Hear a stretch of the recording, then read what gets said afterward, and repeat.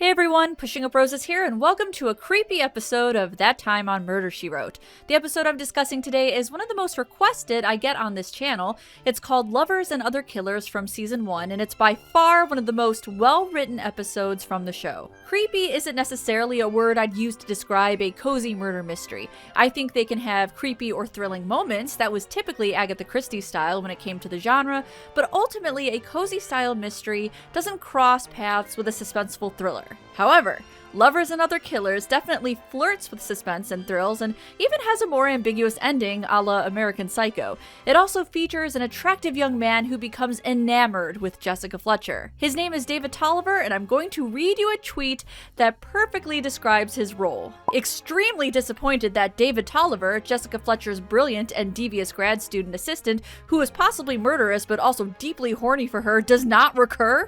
Hashtag murder, she wrote. Trust me, Anthony, we are all baffled by why this character never came back. The plot follows Jess as she travels to Washington to meet up with an old friend, Edmund Gerard. He is also the dean at the University of Seattle, where she'll be giving a lecture on writing murder mystery. This is episode 7 from the first season, so this is very early on in Jess's career as an author. She had just written her first book called The Corpse Danced at Midnight, which was a wild success, and now she's giving talks about her writing method. Murder, you say, Mrs. Darling? Murder, Captain, plain and simple. I'm sorry, what is this lecture on exactly? Apparently, Jess is so bogged down with work that she needs an assistant. She was hoping for an older woman, someone she could relate to and feel comfortable with, but in saunters in young David Tolliver wanting the job. Mrs. Fletcher, you're not going to hold my gender against me. There's just no job opportunities for men these days. His charisma and dictation skills convince her to hire him. I can even talk and type at the same time.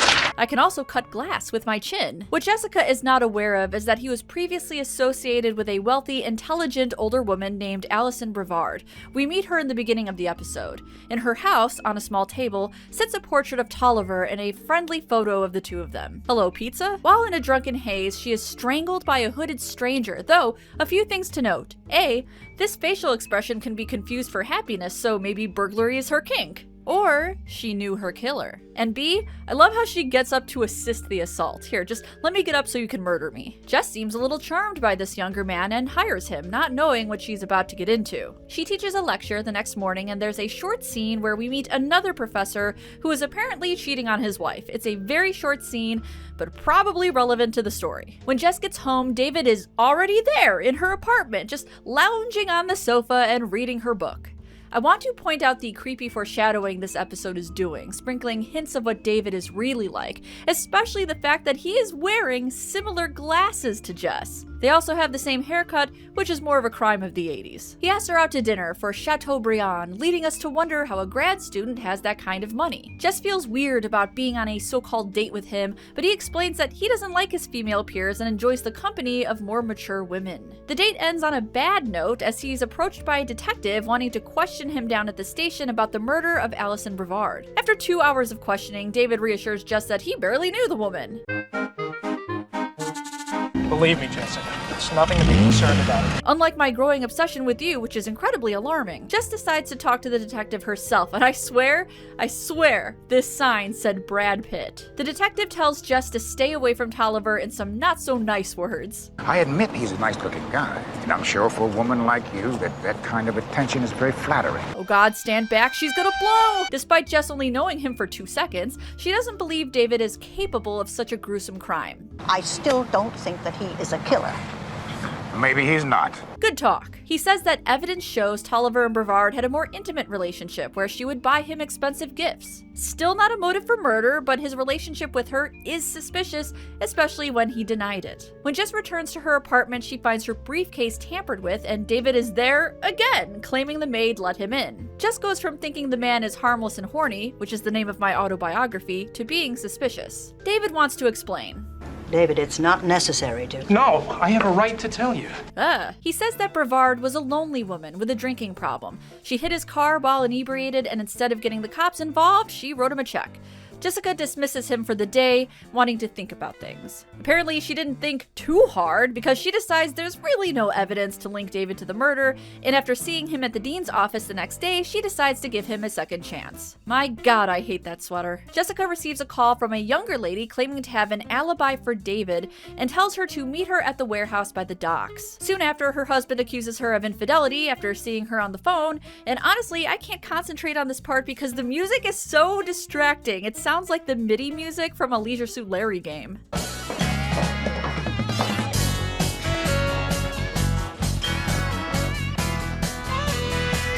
I gotta say, Jess is very ballsy to just wander into an empty warehouse late at night to meet some stranger. So, this woman's dead? Yes, after a very tense few minutes of Jess traversing the warehouse stairs, this woman appears from out of these boxes and collapses, a knife plunged into her back. Though admittedly, this murder wasn't too hard-hitting because I have no idea who this person is. David is brought in for questioning, of course. The woman who was just killed is named Lila, and he claims he was seeing her, but needed to keep it hush-hush because her husband is violent. He also says he was with her the night Brevard died. If that's true, it would be strange to kill off your only alibi, but who knows, this man is a weirdo. A new challenger has entered the ring. This is Amelia, Edmund's secretary, who is salty about Jess's visit because she's in love with him and believes Jess is trying to win his heart. Because Jess is observant, she reassures Amelia that her and Edmund are just old friends, and Amelia admits her feelings. She also apologizes for David Tolliver, and Jess says, hold off.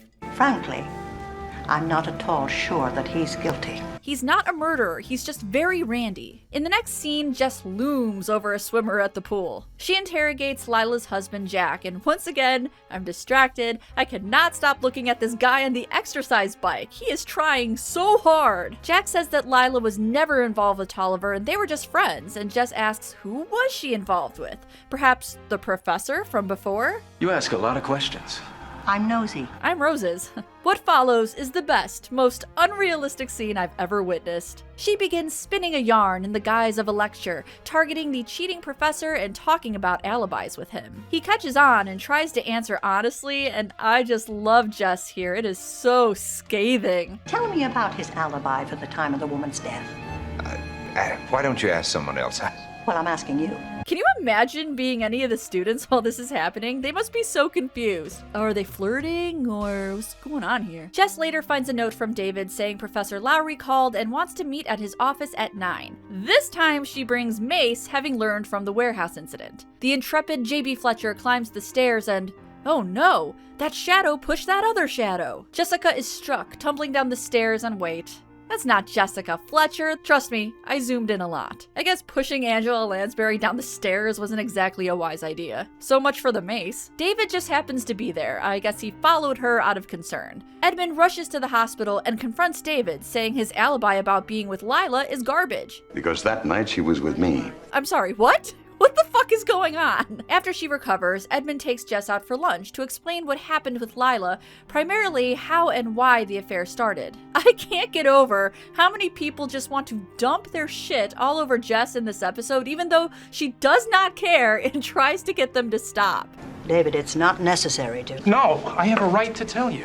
Edmund, there's no need. Yes, there is a need. I believe she was young, very vital. It happens. Oh my god, stop! This episode's sponsored by Bankmaster. Hold on a second. What cafe serves Chateaubriand? Hearts of ham salad, cherries flambé. It looks like they had burgers. Wait a second, this receipt doesn't even add up. Come on, prop master. This is actually the receipt for David and Jessica's dinner from earlier in the episode. It was just reused.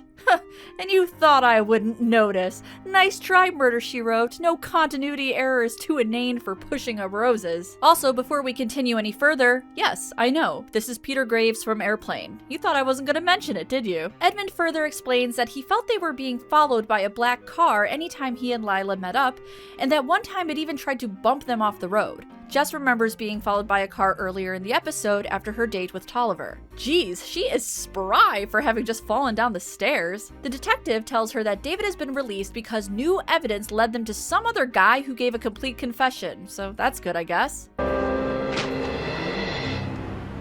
What are you doing here? Do you like Huey Lewis in the news? Even though Jess is irritated at David for lying about several things, he says something to give her the classic J.B. Fletcher epiphany.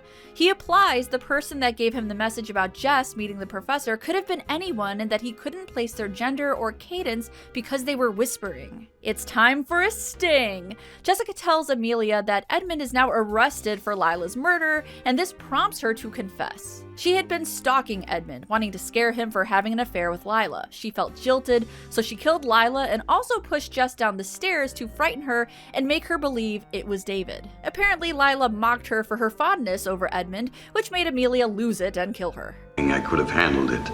Are you sure? Oh, okay. I guess we're done with that then. It's time for Jess to fly back to Cabot Cove. Can I interest you in a slightly overstuffed bear? David, for cripe's sake, stop being weird. Jessica is polite with David, even though he desperately wants to confess his feelings. I'm enormously attracted to you. The way you were attracted to Alison Brevard? I didn't lie to you. Excuse me? We had dinner a few times, and that was the extent of it. Jessica dodges his admissions and starts to walk off. David says he'll miss her and gives her the slightly overstuffed bear. Jess then says she might put him in her new book, and David asks as what? The victim, the suspect, the killer? And as the usually jaunty Murder, She Wrote theme plays, she says, I haven't made up my mind yet. The theme changes notes, takes on an ominous melody, and the camera zooms in on David as he looks on intensely. It is one of the best endings in the entire series. Okay, final thoughts. As you can probably surmise by my commentary, I love this episode. I think it did a lot of things so well. It had these long, suspenseful moments, it had interesting characters and a lot of twists and turns. It gave Jess a lot of personality, and this is all very impressive considering it was only the 7th episode in the entire series. However, we must discuss the worst thing about this episode, which is the fact that David Tolliver never comes back. It is just so baffling. The last scene is set up so beautifully, perhaps foreshadowing him as a stalker or someone that can start an overarching plot for the series as a whole. The ending was just wonderful, especially if you compare it to other endings and freeze frames from the series. In fact, let's do that, shall we? What?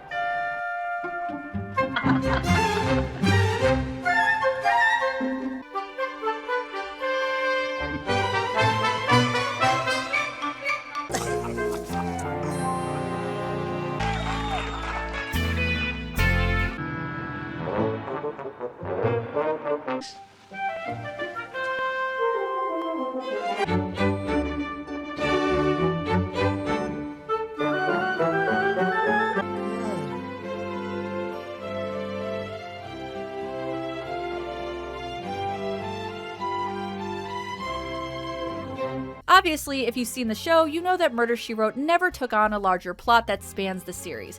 The mysteries are self-contained, and Jessica doesn't have a storyline of her own, but looking at David Tolliver, I think she could have. And maybe that would have ruined the show's structure, I don't know, but I think it's a shame to have such an intense, intriguing ending and never revisit it. Not even in passing, it just never comes up again. I would have loved to see him recur even just once, since Murder, She Wrote is pretty known for having familiar characters, but nope, nothing. Maybe that just wasn't the way the creators liked their mystery shows. After all, they also created Columbo, and those were also self-contained mysteries. A show that does have both is Poker Face, starring Natasha Lyonne, which takes some pretty obvious notes from both Columbo and Murder, She Wrote. It features individual mysteries Lyonne's character helps to solve, but there's also a bigger story about the character that viewers can follow. When I watched this episode about David Tolliver, I immediately thought about Poker Face, which I highly recommend if you haven't seen it yet. Despite the disappointing cliffhanger, I really did like this story. I especially loved Lansbury's nuanced acting, making us wonder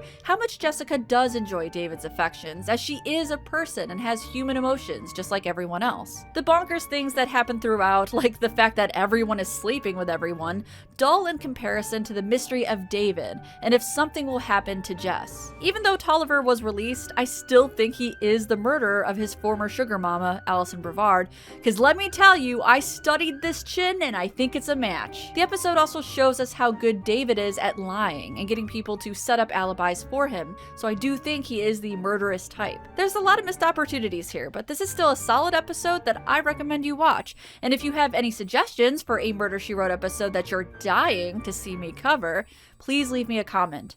Until next time, happy sleuthing.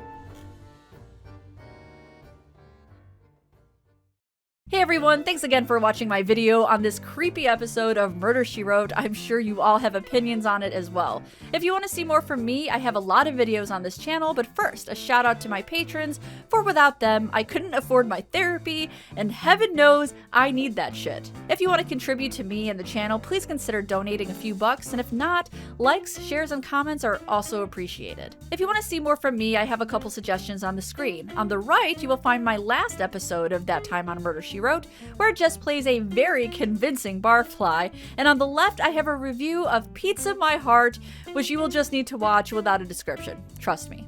Thanks again, and as always, I will see you in the next one.